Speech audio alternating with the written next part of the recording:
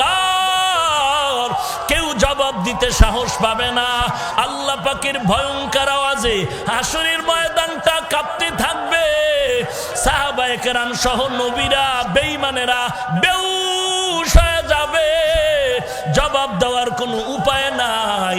আল্লাহ নিজেই জবাব দিয়া বলবেন, লিমানিল মুলকুল ইয়াউম লিল্লাহিল ওয়াহিদিল কাহ্হার। আজকের দিনের রাজত্ব মহারাগে রাগান্বিত আল্লাহর।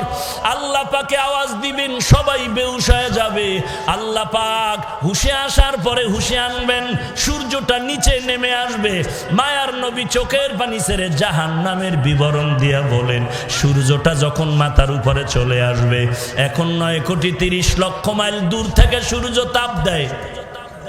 একটা মুখ জমিনের দিকে হাসরের ময়দানে আল্লাহ অর্ডার করবেন, ও সূর্য তোর 12টা মুখ জমিনের নিচের দিকে ফিরাইয়া দাও এবং যত তাপ আছে জমিনে ছেড়ে দাও।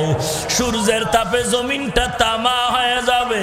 স্বর্ণ কেন হবে না, লোহা কেন হবে না? জমিনটা স্বর্ণ কেন হবে না, লোহা কেন হবে না, তামা হবে কেন? বলে তামার ভেতরে যেই গুণ আছে লোহার মধ্যে, স্বর্ণের মধ্যে সেই গুণটা নাই।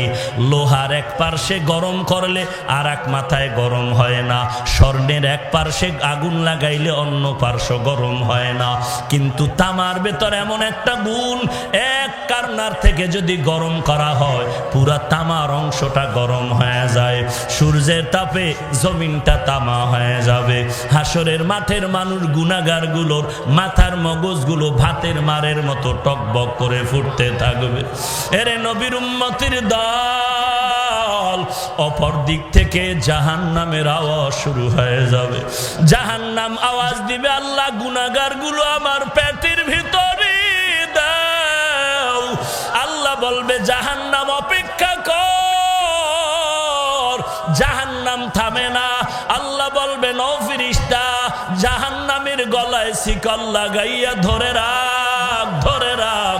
জাহান্নাম যদি সামনে আগায় বিচার করা সম্ভব হবে না, শিকল লাগায়া ধরে রাখতে পারবে না। জাহান্নামের আওয়াজ, আপনার আমার মায়ার নবী সিজদায় পড়ে কাঁদবেন, ও আল্লাহ জাহান্নামের ফিরাও, ফিরাও। আমার একটা উম্মত যেন জাহান্নামে না যায়। ও আল্লাহ, দুনিয়ার জমিনে আমি উম্মতের ভুলি নাই। আমার নবীকে আল্লাহ বলবেন, ওয়ালা সাউফা ইউতিকা রাব্বুকা ফাতারদা। ও নবী, আপনি কাঁদবেন না, মাথা মোবারক উঠায় দেন। আমি আল্লাহ আপনাকে খুশি করব, আপনাকে বেজার করব না। এরে নবীর উম্মতের দল, এইবার আল্লাহর একটা হুঙ্কার দিবেন বিচার শুরু করার আগে, ওয়ামতাজুল ইয়াউমা আইয়ুহাল মুজরিমুন। ও গুনাহগারের দল, আলাদা হয়ে যাও। দুনিয়াতে নেককার গুনাহগার এক রাস্তায় চলছো, আমি আল্লাহ বাধা দেই নাই। একই গাছের ফল খেয়েছো, একই নদীর পানি মাছ খেয়েছো। আজ আমি ইনসাফের বিচার করব। এরে নেককার যারা, তাদেরকে আল্লাহ বলবেন, ওরে নেক আমলওয়ালা আশিকের দল, তোমরা আজকে আমার সাথে মোলাকাতের জন্য আরশের নিচে যাও। ওই আরশের নিচে গিয়া বসো। কারণ দুনিয়াতে আমি আল্লাহকে পাওয়ার জন্য কত কষ্ট করেছো রে আশেকের দল। এই জমিনে যারা মাওলার বড় আশেক, আমার আল্লাহর মহব্বতে কত রাত্র ঘুমাইতে পারো নাই।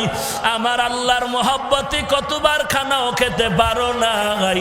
টুপির কারণে গালি, দাড়ির কারণে গালি, এরপর আল্লাহর পাগলেরা টুপি ছাড়ে না, নামাজ বাদ দেয় না, পর্দা ছাড়ে না। কত হামলা, কত বিপদ।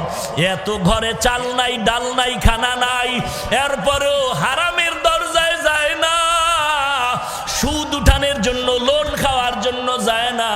একমাত্র আমি মাওলা পাকের মোহব্বতের কারণে।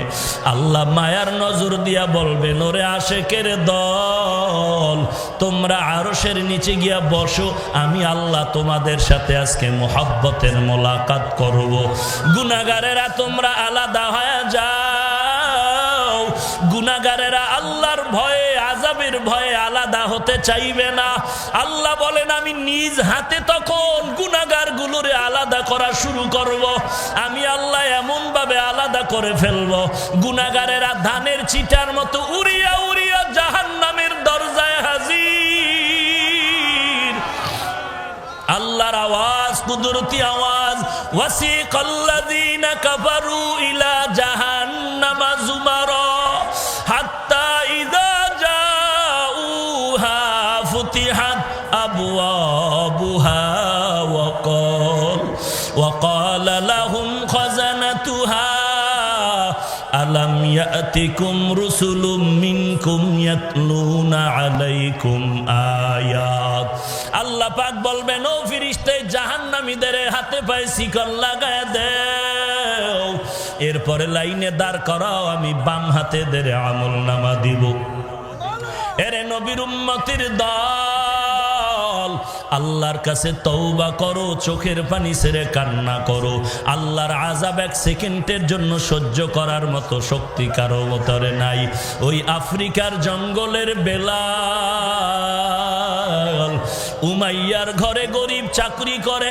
উমাইয়া বেদিন বেলালের হাতে পায়ে রশি লাগায়া উত্তপ্ত গরম বালুর মধ্যে টানা হেসরা করে। গরম বালুর তাপে বেলালের পিঠের চামড়াগুলো পরে রক্ত পড়ে যায়। বেলালের জবানে আওয়াজ, আহাদ, আমার আল্লাহ এক। ওই পথ দিয়া নবীর সাহাবী আবু বকর রওয়ানা। আবু বকর ডাক দিয়ে কয়, রে উমাইয়া, বেলালের আর কাঁদায়ো না, বেলালের আর কাঁদায়ো না, বেলালের কান্নার আওয়াজ সহ্য করা যায় না, আমার কাছে বিক্রি করে দাও। উমাইয়া বলে, বেলালের বিক্রি করা হবে না। এবার আবু বকর বলে, যদি বিক্রি না করো, বেলালের আমার কাছে বদলে দিয়া দাও, আমাদের ঈমানওয়ালা বেলালের দাও, আর তোমাদের লাইনের এক গোলাম আমার ঘরে আছে, তাকে নিয়ে যাও। আমার নবীর দরবারে বেলালের হাজির। আবু বকর বলে, নবী, এই বেলাল দিনের জন্য এত কষ্ট করে, উমাইয়ার অত্যাচার থেকে আমি নিয়ে আসলাম। বেলালকে নবী বলেন, বেলাল, আল্লাহ তোমার উপরে এত রাজি কেন বুঝি না। আমি জান্নাত জাহান্নাম মেরাজের রাতে ঘুরে আসলাম, এমন কি আমল করু আমি তোমার সেখানে আওয়াজ পাইলাম।